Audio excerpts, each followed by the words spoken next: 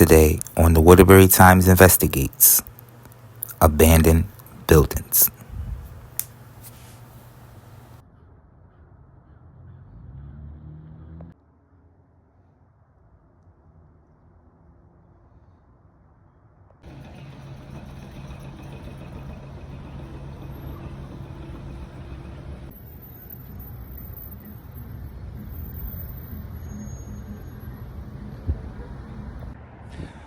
Welcome, everybody. And it's your host, I'm Livingston, Waterbury Times Facebook News. Thank you for joining me and us here as we try to get to the bottom of these abandoned buildings and these empty lots.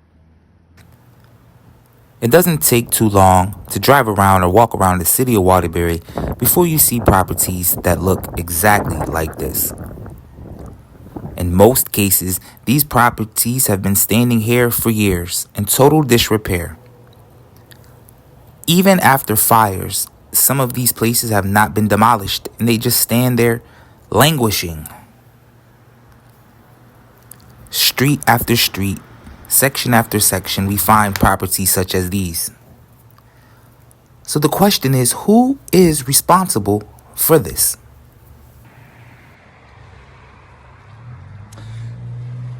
I don't know what the definition of condemned is. I'm not going to lie, guys. I don't know everything. But I'm pretty sure that has got to be a condemned building. How is that still standing? Could it be that our elected officials don't live in Waterbury? So they don't drive past this? Maybe they don't know what's there. Let me start cutting them some slack, guys. Hey, on the corner of East Farms and Orange Street, we got a house that doesn't have a roof, guys. I found one. I grew up here. We decided to go down to the building department, the City of Waterbury Municipal Office. Building inspector, among other things, office. We're going up to the 5th floor to see if we can get the facts of the matter. How can we take care of these abandoned buildings around here, and maybe he can point us in the right direction. They have an awesome view up here, but unfortunately, Mr. Frank Baker, the assistant building inspector, he's not here. That's who we called yesterday and left a message. He didn't call me back. To review this message, press 6. To discard your message.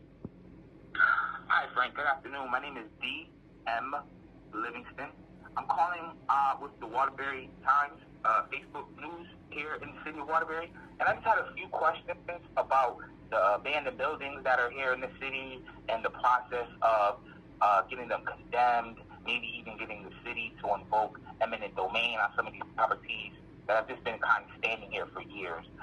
Getting a lot of input from the community. That's the number one thing that people ask us about is what's going on with these abandoned buildings. So just kind of trying to get a little bit of education on the process so we could all have a greater understanding about the ins and outs of the city of Waterbury. So if you can give me a call back, 203-81.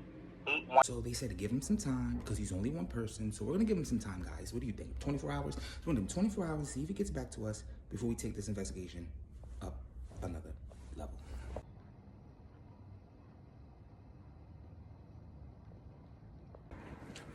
So, new day, 24 hours and still no phone call from the building inspectors. So we're gonna head on downtown to the tax office and see if we can find some information on these owners and stop in over at Silas Barnes Library, see what we can come up with.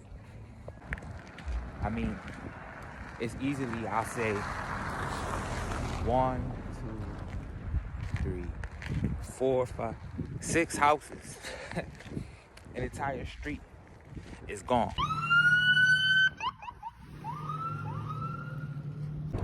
So we're now down here at the library. We're gonna go in here, reference section. We're gonna get into these books real quick, see if we can find out here. We're in the library, so I'm gonna keep it down. But in the library, support your local library.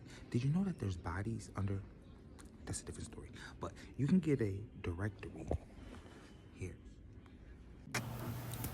So for those that don't know, a directory is a book of phone numbers. Before there was technology, maybe I'll do a video on it. But now we're gonna go next door, City Hall, downstairs in the basement to the tax office, and we're gonna see if we can get some answers about who is responsible ultimately for these properties. Come on, let's go next door. If you've never been in City Hall, do You should just stop by. It's a pretty classy joint. All right, let's go in here and see what these nice ladies have to say. Okay, wrong spot. Good for us. We get to walk around. See that ceiling? Town clerk. Let's see what the town clerk has for us. It's called property search and assessment. You can type in the street and number. You know, you're right. You just reminded me. It's like a blue screen. It's like 3 boxes. Yes. So you could just do like, Yeah. 100 East Main Street, see what comes Right. up. It shows you the current owner and the address of them. And it's got a description of the property. All right. Up at the end of the hall on the top there is the list of properties that are up for auction. At the top, where the... So see all those handouts? Yeah. The top one has they scheduled a February and a March. Okay. So those are the ones that are behind on, it's usually real estate taxes, and those are going up for auction. Okay, cool. All right. Thank you. Hey, How are you? Okay, so we got the information here. We got us a list of properties that are up for auction coming up.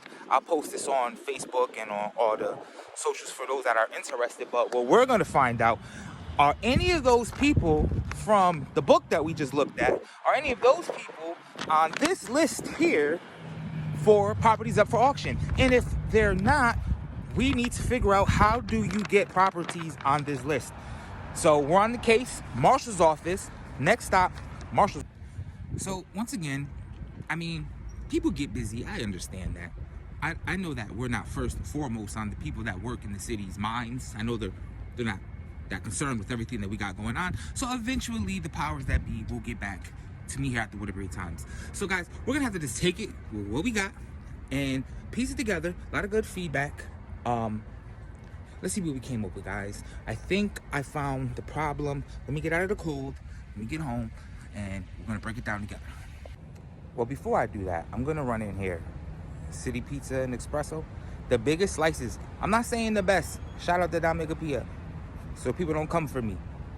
But the biggest slices of pizza in Waterbury is right down here on Grand Street. I'm gonna get back to the episode. I gotta eat, guys. You understand? So this is what we have figured out. Of all the places that we went, everyone seems to always want to say they're only one person. I get that. But the problem is that all of you individual one persons are supposed to be working together with each other. See, you guys aren't the only person. You're just one person. And I think that sometimes these departments, they don't communicate with each other. Because you see, there's a lot of players involved when it comes to a house ending up in the state that we've just seen in this episode. Number one, we got to take it all the way back to when people lived in the house. Code violations, building inspectors, I get it. We got 10,000 residents and we got 14 blah, blah, blah, blah, blah, blah. Do your job. It's your job, yours. You do your job to the best of your ability and stop making excuses. That's number one. The next thing that's involved is the city. Because if these owners aren't paying their taxes, the city is coming yank, to snatch the property. Those are the properties that we see on our Marshal's list. Then we have the people that pay their taxes, but they don't pay their mortgage. The bank owns those homes, which are on another list. And then lastly, like we saw the houses devastated by fire. They're inhabitable. You can't live there. They're condemned. But are they? Because there should be a list for that. So it seems as if we have a bunch of people pulling all in opposite directions, and we all need to get on the same page here in the city of Waterbury. But guys, when you're pointing one finger that way, 3 are pointing back at you. See, guys, it's on us. We have to pick up the phone. We have to call these offices. Look, I've been in these offices, and I can guarantee you one thing. I can't guarantee you that they work, but I can guarantee you they have phones. I saw them, my own eyes. Call these people, report these properties, report these owners, get on their case. This way, when they don't do their job, then the Waterbury Times has an easier job of doing our job. But as long as they can say, well, the community doesn't care. No one said that. Oh, we didn't know that. Well, if you don't know, now you know.